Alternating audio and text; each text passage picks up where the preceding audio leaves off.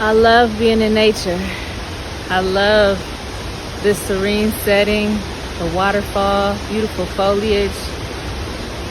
I love being on a beach in Hawaii, a boat on the ocean, on a riverbank. But you know what I love even more than nature? I love being in God's presence.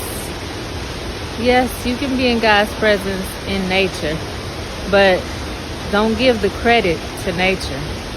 The credit is due to our wonderful, magnificent, almighty Creator, God, Jesus.